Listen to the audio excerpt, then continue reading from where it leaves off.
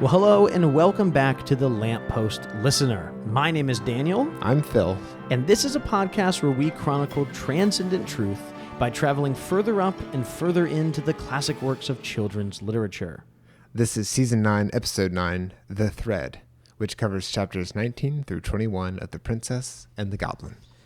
The Thread, and Philip, this really might be the climax of the book. I think you could argue that this is actually the climax of the book. It's a real turning point.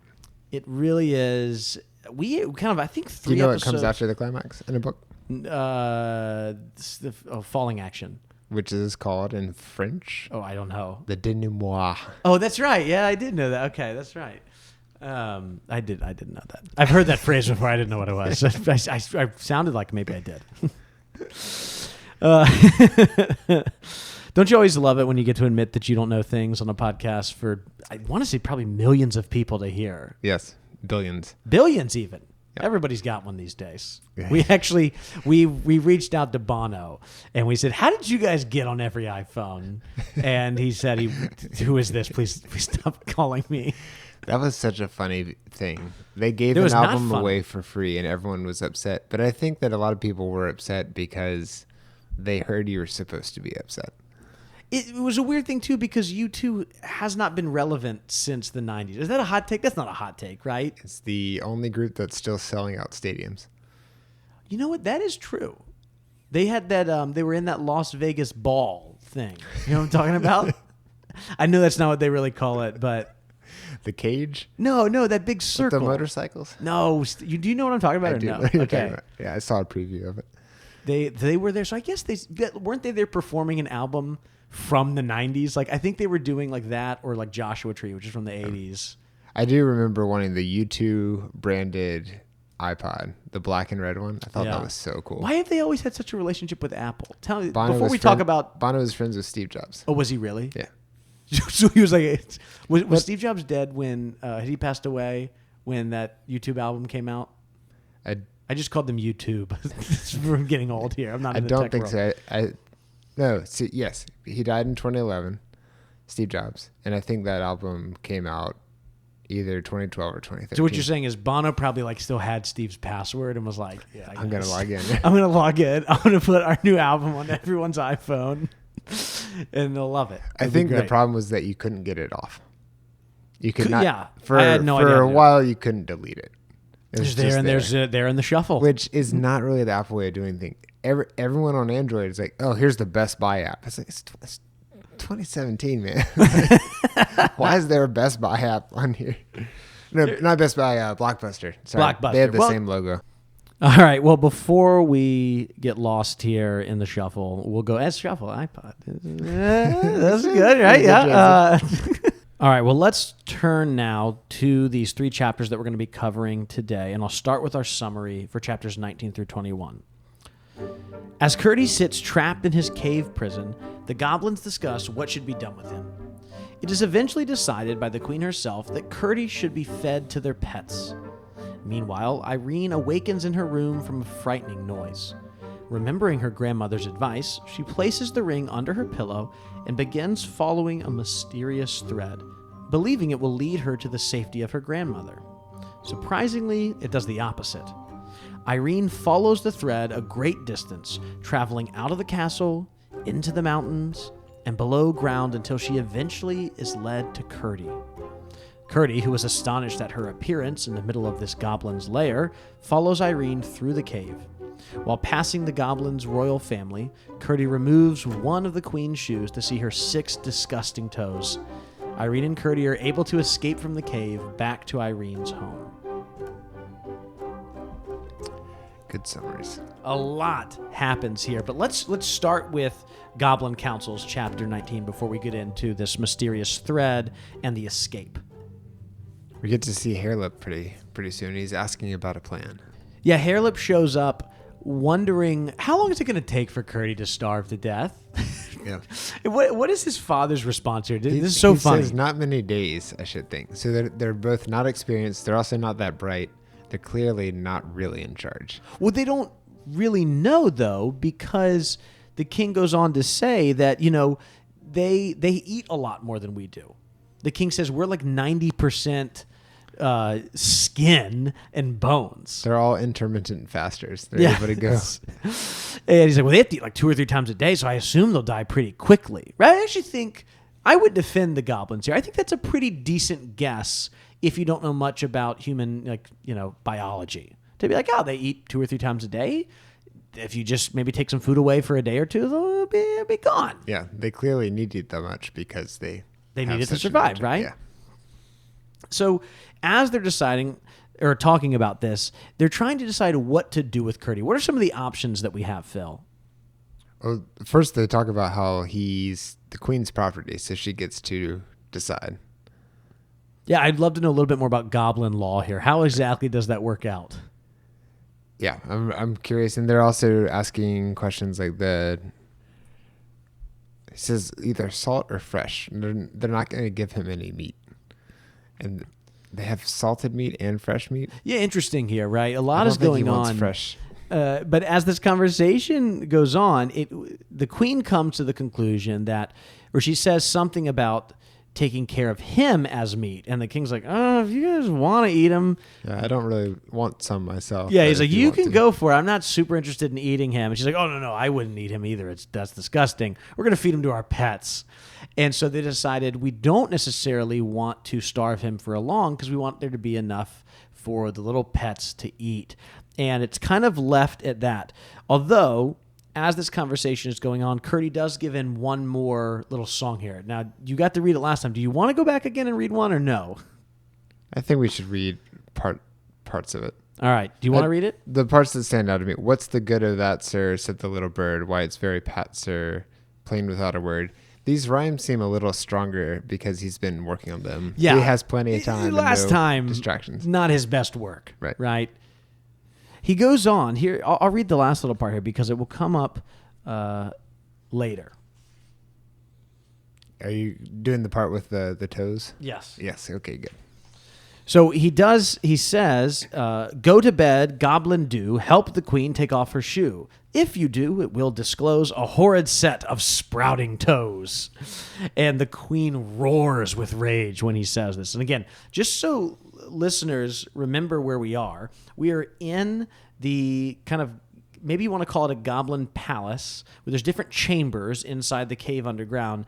Curdy is in a kind of makeshift prison cell where they have just literally stacked rocks above a wall that he can't get even as much as like a finger out. So it's a little hard to understand how they're hearing him so well, but maybe there's some other cracks, at least enough to breathe, obviously, although we find out more about the fact you can go back in this cave later. And they're on the other side of it, and he's just tormenting them as they are deciding how they should feed him to their pets. He's a little bit protected. Yeah. Because he's so secure, they can't get to him. All they can do is yell, and they certainly do. The queen calls him a liar, and the king says stuff to her, and then he's a little interested in this. Yeah. This is great. So the king is like, well, we need to talk about this because I want to mention the fact that as long as you've been my queen. Because he's so protected and so secure, he can't get out, but he also can't be attacked by them physically. They'd have to move all those stones first. They'd have to move everything. He's able to get these rhymes out, and all they can do is yell at him and tell him to stop. Yes. They're really upset with him. The queen is calling him a liar because he's talking about her toes. And then the king, he plays this role that it really reminds me of kind of the bumbling, like, fools in the Roald Dahl stories. Okay, yeah. Name one of the. Give me an example. The uncle in Matilda, okay, the one great. who sells used cars. Yeah. No, that's the dad. Is it the dad? Yeah, her dad is the one who sells the used cars. Okay, it's her dad. I misremembered. The dad in Matilda, who he knows a lot about stuff, but he's not exactly helpful or a genius. No, not at all. Yeah. Other things, and so Curdy just said something about her toes, and the king goes, by the way, that reminds me that for as long as we've been married, I've never seen your feet, queen. I think you might take off your shoes when you go to bed. They positively hurt me sometimes. And it just came to mind that because Curdy set him up. And then the queen's basically like, I'll do what I want. And it goes back and forth. But it's hilarious because he's just planting these seeds and then they're taking the bait. And leading to conflict. And it doesn't seem, and MacDonald tells us as much in a few chapters, that Curdy was not really attempting to do this. He was just making up silly little rhymes. He was not trying to like plant the seeds to, break this marriage down. Yeah. And he doesn't necessarily know. He doesn't even know that she has toes. It wasn't like he got kicked in a way that led him to believe that she has toes. Exactly. Well, I mean, you could think, okay, wait, why does she wear shoes or something? But he's really just making up lines here, and this comes out. It is a little... He needed something to rhyme with disclose. I will say that reading this, I think one of the things that I have had to change a little bit of my mindset reading George MacDonald as opposed to reading Lewis, as Lewis is writing in a more modern time, and MacDonald obviously writing in the Victorian age, but also, thinking a lot about the use of the fairy tale, is when I read this, I have a tendency as a 21st century reader that actually the first time I got to this section of the book, I was like, well, this is silly. And here's why it bothered me. I was like, nobody would sleep in a bed with someone with shoes on. Like, I couldn't get past this idea. I'm like, no. That's ridiculous. The king would be like, take your shoes off and get into bed. Yeah, if my wife tonight, if she gets into the bed and puts her shoes on, I'll be like, no, we're not doing this. Especially made of granite. Yeah, exactly. They're rocks, right? And there's probably a group out there that wears shoes to bed. I'm sure there are dozens of us.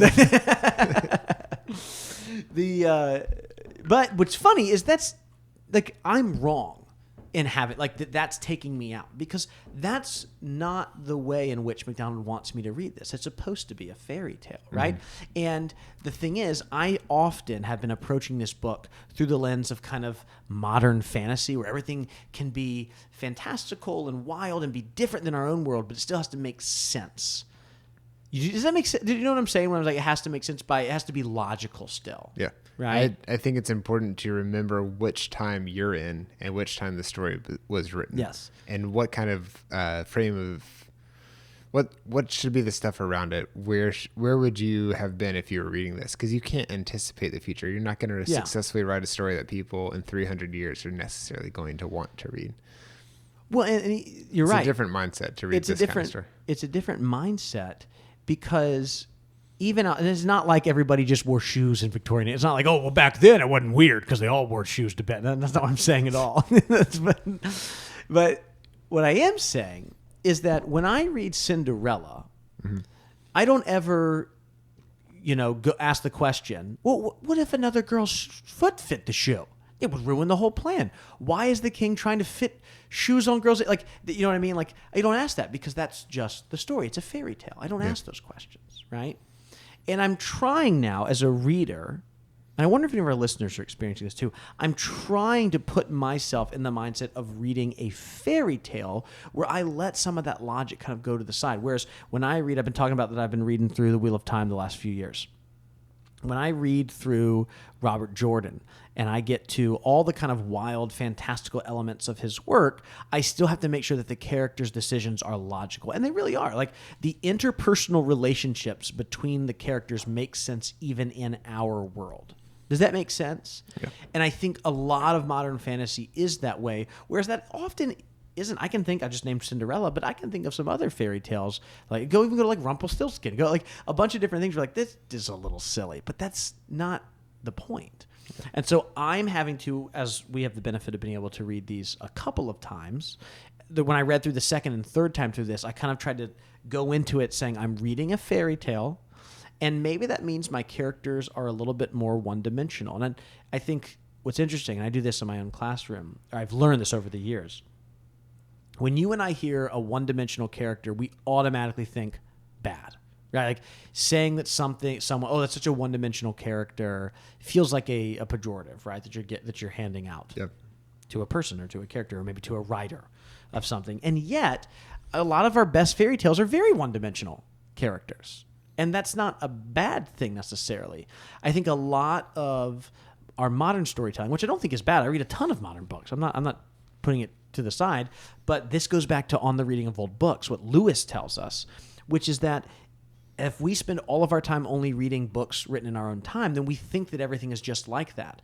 Whereas going back and reading a book now that's, about 150 years old, I'm like, oh, maybe they're like, I would even say really, Irene is kind of a one-dimensional character in a way. The grandmother certainly is, I think, and the King Papa is, and Curdy, I think maybe might be the only one that has a little bit more depth to him, especially with what comes in these next few chapters, even after they get back to the cave and try to go see the grandmother. But the rest of the characters are all pretty one-dimensional, and that's not a bad thing. Again, Irene's supposed to be this perfect encapsulation of what it means to be a princess, and so that is really her one dimension. Right. And I think what's I'm having to learn, to kind of just wrap this up, is how to approach that differently, because I'm opening this book like as if I'm reading Lord of the Rings, or opening as if I'm reading something, just written a few years ago. And I'm realizing that I'm better served as a reader by putting myself into, this is a Victorian fairy tale, and then moving on from there. Have you felt that at all? Or is that just me? About 12 years ago, I realized that I was having trouble watching movies because all I could see was either the mistakes, or I was saying, oh, that wouldn't really happen, or I'm distracted because I know that I'm looking at a screen in a theater and I'm watching other people's reactions. All of these were, I realized, examples that I was losing my ability to suspend disbelief. You get lost in a story. Which is so important if you want to get lost in the story. And I think that in order to suspend your disbelief, you have to, especially when you're older and reading something like this, you have to do it willingly and go into it saying, I'm going to enjoy this story. The classic example with my family is watching the movie Superman, the first one that came out. Christopher Reeve. And he's holding Lois Lane and her makeup's perfect. Mm-hmm. And my mom goes, that wouldn't happen. Her makeup would not look like that. And my dad looks at her and goes, but the part where he flies around the world so fast that he turns back time, that was okay. That's a perfect example of what I'm trying to say, though. And I think about this all the time. If you're going to start picking this stuff out, you got to pick all of it out. Mm-hmm. And I suspend my disbelief when I watch a James Bond movie. That's not really how stuff happens. And I wouldn't want it to happen that way. But it's a movie and it's fun. And you got to suspend your disbelief in all the parts. It also is a form of entertainment to point out the inconsistencies or the things that don't really make sense. It's really hard when you know anything about computers to watch any computer hacking scene because they're all so bad. Except you try to watch someone play piano in a movie and you're like, oh man, okay. When someone plays piano and they clearly didn't even practice like they're just bouncing their hands at the wrong time, or they're holding the flute the wrong way. Like the one that really gets me now is violin. When someone's doing something and you're like, wait, that's not that's not quite right. So I think that you have to go in knowing it. Also, if you really want to get nitpicky, any movie is bad because that's not how the light actually looks. Oh, that's true. If you think about the environment that they're in, you couldn't see that well. And they're getting better and they're more realistic, but it's being lit in a way that you can see the characters and they're turned a certain way. It kind of looks like when they first were making teleplays. It was just plays that were on television. Everyone's kind of facing the camera, and the way a room is arranged doesn't actually make any sense. So how is this book any different? You have to go into it understanding that, you're going to suspend your disbelief, and you want to enjoy the story. Again, I'm taken out of it, to get back to end this conversation, by the king and the queen and the way their marriage goes. I am frustrated with the lack of realism in the marriage between a goblin king and a goblin queen who live underground and don't have, one of them has toes, right? That's ridiculous, but that's the way I've just been conditioned. Yeah. Because for whatever reason, we think realistic or realism is better. And it's better in some ways. It can be sometimes, but it's not always the best thing. Yeah.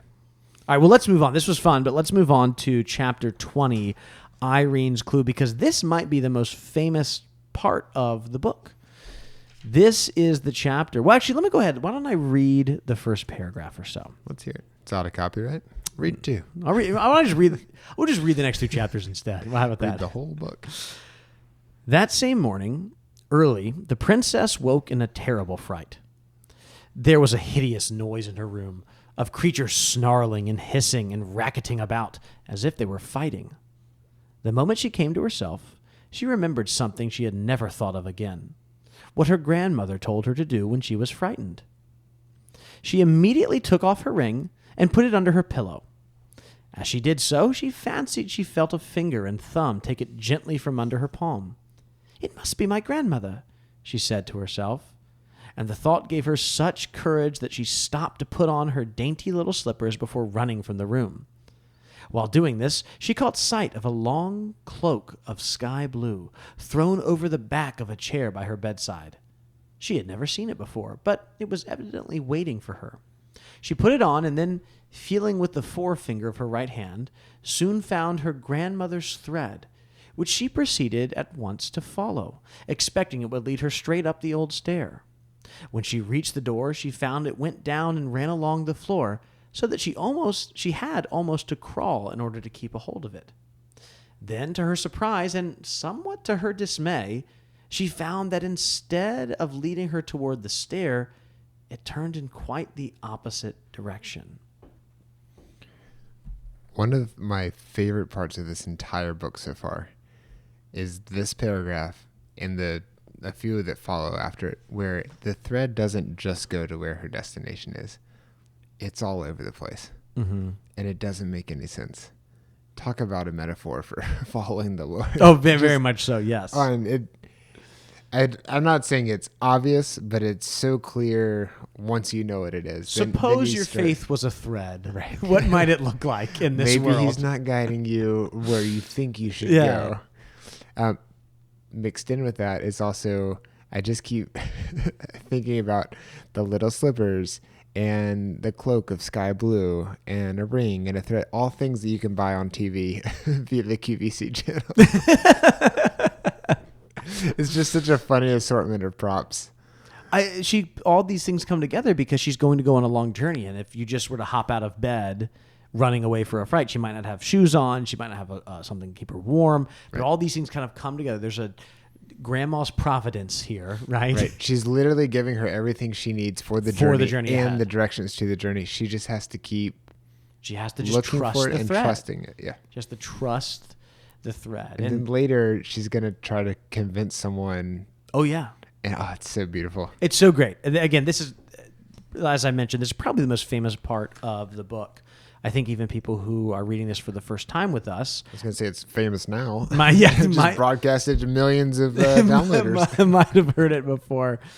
And, this chapter for the first, probably like 2/3, maybe 3/4 of it is really just her following the thread. There's not much for us to discuss. It's beautiful prose, but she's just following it, and it's taking her further out of the castle, into the mountains, eventually leads her to a stream, and that stream comes out of a rock. Into that rock she goes, and she goes and goes and goes, and she eventually follows it to Curdy. And again, this is where I say that, she may be a little bit one-dimensional, because, or even like this is where it's not the most quote-unquote realistic, because what is she, 7-year-old child, most 7-year-old children would be like, I'm just not going to do this anymore, right? Like, I'm just... You need to stay in the house. I probably shouldn't do this. I probably shouldn't go underground. Now, kids do wild stuff, don't get me wrong. Also, your son's not 7, but there's no way that he looks at a coat and goes, oh, I'm going to put that on before I go outside. Which 7-year-old kid ever put on a coat, right? Yeah. As someone who watches Recess a lot, and they want to go home. Yeah. There's just piles of clothes out on the quad on the field. They're never putting on their jackets ever. I can tell you, teach at a private school because you call it the quad. That is what it is, man. We just called it a dirt patch. So all of this happens. She follows into the cave, and eventually she gets to Curdy. Well, she doesn't get to Curdy. She gets to the wall. She gets to a pile of rocks, and the thread is going into the pile of rocks, and she almost gives up. And by the way, we've jumped into chapter 21 at this point. This is because she gets right to the rocks, really stops, and then she gets to Curdy. So just keep going, though. Chapter 21 now. The thread goes into the rocks, and she actually does try to give up. She tries to turn around and go back home. Yeah, can I read this line that it. MacDonald writes? So as she's moving, MacDonald describes that at one point the string gets really low and she's like crouched down. At one point it gets really high. She can barely keep up. And as she gets to those pile of rocks, she has to kind of climb on the rocks to keep up with the string. And there is a moment at the very beginning of chapter 21 where she begins to doubt. She's literally laying there. She feels as though she's made it to a giant wall. She's followed this stone for who knows how many miles. She's followed it into the mountains, underground, and now it just leads her to a pile of walls. I mean, again, you want to talk about a metaphor here. Seemingly, she's done all the right things. She's trusted the thread. She's followed it, and then it literally has led her to a dead end. Yeah. And so she lays down, and she sobs. But she kept feeling the thread. She doesn't let go of the thread. MacDonald tells us that. But she's upset. She's frustrated. She doesn't know what happens next. Here's what MacDonald says. All at once it came into her head that she might remove some of the stones and see where the thread went next. Almost laughing at herself for never having thought of this before, she jumped to her feet. Listen to this. Her fear vanished. Once more she was certain her grandmother's thread could not have brought her there just to leave her there. And she began to throw away the stones from the top as fast as she could. This trust that I know that my grandmother's thread would lead me here for a reason. So key. And what a beautiful way to demonstrate that physically. She ran into a wall. Yeah, exactly. She's at a place that it doesn't make sense, but it also is not impossible. She does sob, she does wait, and then she starts trying to pull away the rocks. Yeah. And she's reminded that her grandmother does have good plans for her and is there with her. And the thread keeps doing other stuff. It kind of goes down for a little bit, and she pulls those rocks away. I know what path I have for you. Plans to lead you in the right direction and not to harm you. Plans to give you a forward and a backward. Right? Is that? And an up and a down. Yeah. It's from the Message remix. Yeah, which I have upstairs. So I got it like in the 6th grade. They hand you. I recommended that book to someone. No, I'm not anti-message. Oh no. Oh, I thought you were about to be anti-message. Can you explain it to our listeners who maybe are not Christians? What is the message? So there are lots of different translations of the Bible. Correct. Including like the New International Version. King James, very famous King one. James, it's a good one. And the message was... by the way, on my King James Version, where they have like quotes on the back for all the people who reviewed it. Phil Wisenhunt, that's a good one. It's a pretty good one. I would love to be on the back of the Bible. That feels weird, but you know what? I think the 3.5 stars. Talked about kings for a long time. Didn't really enjoy that. Yeah, it seems that a couple of those Old Testament books seem to repeat a lot of the same stories there. Mine had a dent in it.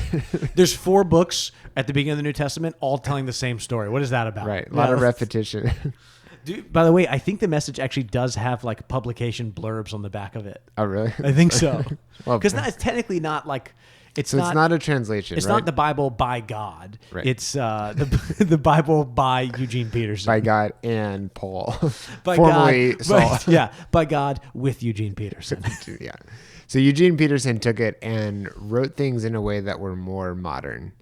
And it's not an exact translation of the Bible, but it's in paraphrase. It's a paraphrase version. So some of the numbers get a little bit blurry. Some things are rearranged just a little bit, but it's updated language. And then the Message remix is even more updated and much more modern, I feel like. Is that a good way to describe it? Yeah, I mean it's not like, hey y'all, what's up kind of right. It's not that kind of like modern, but it is very readable. I remember like that was I grew up in a church that mostly read NIV and ESV, but the Message remix was like the youth group Bible. You know what I mean? Like it was like that's exactly it was great because you open it up and it was.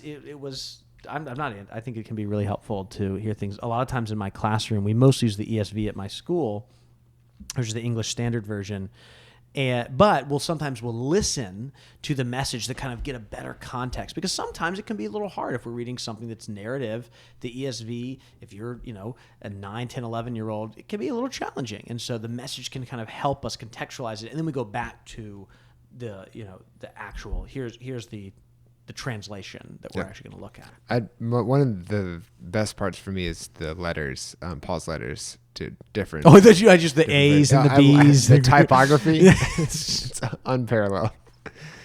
The way the letters are written, it's so helpful for me because it takes away all the flowery introductory stuff and just cuts right to the stop doing this. Yes. When you do which is a this, lot of the Pauline epistles are just stop that. Yeah, stop it. Don't do this. Yeah. Also, if y'all could help out, that would be yeah.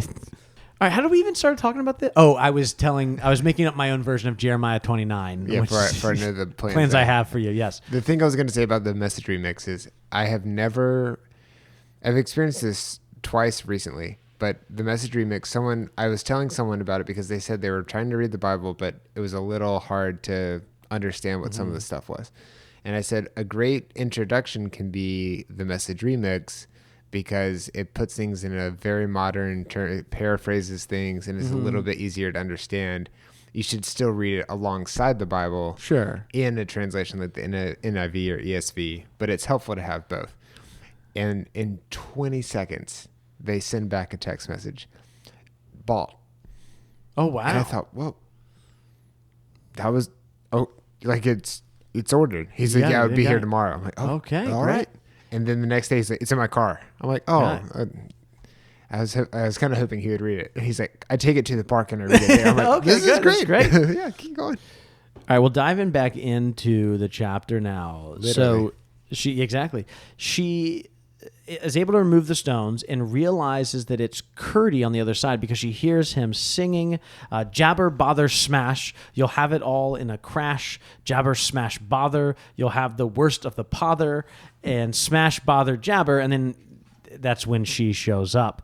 And the conversation between them, again, is funny, although I don't know if it's meant to be funny, because Curdy's like, what are you doing here? And she's like, well, my grandma told me to come here. It's so funny. And again, it does kind of, if you spend a lot of time around a 7 or 8 year old, this is sometimes kind of the appropriate response you might get from a question that to you seems like a legitimate question. And from the child is like, why would you even ask that question? Yeah. He goes, she goes, you can't get out, I suppose. He goes, no, I can't. What are you doing? Clearing away a huge heap of stones. Yeah. And Curdy says, there's a princess, right? He talks about, he says, I don't even know, how did you get here? And Curdy says, Irene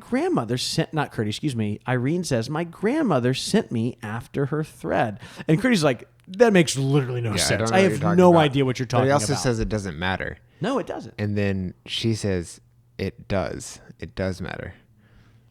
Because she could not have gotten there if it weren't for her grandmother. Yeah, interesting that she makes it very clear, again, in this kind of supposal, if we want to call it that, of the Christian faith. You're saying, look, no, it actually does matter that I understand who is in control here.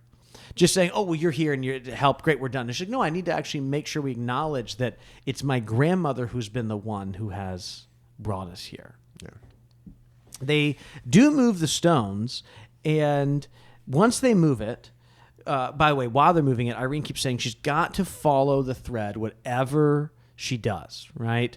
And as they keep moving it, they're worried about where they're going to be able to go next. And how does this work out? Where do they actually go once she has saved Curdy?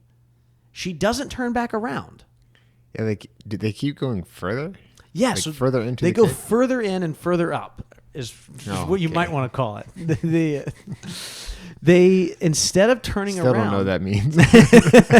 One season 9, I still don't understand. I'm kidding. Of course I do. Irene keeps pulling the string, and she's like, "No, the thread goes further into the chasm you were in." And MacDonald tells us that there is a very small hole to climb through here, so small the goblins wouldn't have fit through it, which is why they didn't think it would actually be an issue. They didn't think, oh, Curdy could be able to escape through this. But it was so dark they couldn't see anything. Curdy does, by the way, find a torch in all of this that they're able to use to light the way. Sir, they've gone down the ventilation shaft. So they get deeper into this cave. They really are going further in. And again, this is such a crucial point of following the thread because it's actually now clear what the purpose is. The thread has clearly led her to Curdy. And so it would be a logical decision reasonable, rational decision to be like, all right, let's turn around. Like, we just got here. But she says, no, I know I'm supposed to follow this thread. Because, and that lesson has been reinforced, and she's sure now. Yeah, and because she's not backing down just because Curdy's telling her otherwise. She's fixed her eyes, to use biblical language here, on what's ahead. And it wasn't just saving Curdy. What she's fixing her eyes on, right, is her grandmother, right? And maybe in this supposal metaphor that we're working with here, she's fixing her eyes on Christ. She's fixing her eyes, right, on God. And because of that, yes, she has saved Curdy, and that might have been the purpose of the thread, but it's not the ultimate purpose. Right. Might have been the purpose this particular day, but ultimately it's been about her grandmother here. And so she's going to keep going on further, even though it doesn't make any sense. Even though Curdy's like, ugh. And I love Curdy in this chapter, by the way. He's going to have some rough moments in the chapters ahead, just for listeners to be aware of. But here in this chapter, he even, as he's speaking to himself, he makes some line. I don't have it right in front of me, but he's like, well, I guess I should follow her. She's a princess and and I'm the minor, but I don't know what I'm doing. And she kind of seems like she does know what she's doing. So I might as well just take a back seat here. And so he's humble enough to be like, I'm going to let this princess who's younger than me lead the way. And despite his, what he might want to protest, he actually doesn't much. I mean, he asks some questions, but he doesn't fight her. He doesn't say, no, we're not going to go this way. He actually just follows her. Yeah. Can I read that part? Yeah, please do. At all events, he said again to himself, I know nothing about the way, minor as I am, and she seems to think she does know something about it, though how she should passes my comprehension. So she's just as likely to find her way as I am, and as she insists on taking the lead, I must follow. We can't be much worse off than we are, anyhow. Yeah, and then after Curdy acknowledges this, he's not acting perfectly here. He even calls the grandmother's thread a little bit of nonsense, which we get a great reply from Irene that says, then if you don't know what he says, that's all nonsense. I don't know what you mean. And Irene says, then if you don't know what I mean, what right have you to call it nonsense? Which is great.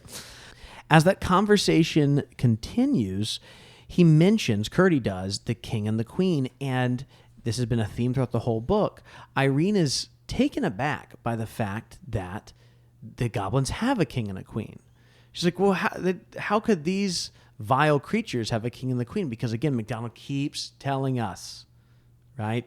A king and a queen means something. A prince and a princess, it means something. It's not a position. Mm-hmm. It's more of an identity, a way that you act, a way that you are. And so we see this from her and Curdy to say, well, their own people call them that. And the princess, she asks more questions, but they keep walking along, and they eventually make it to the Goblin Queen and the Goblin King. And this is where Curdy takes off one of the queen's shoes. He gets away with it. He then attempts to take off the second queen's shoe, and she awakens. She yells, she screams. The king also is awake too.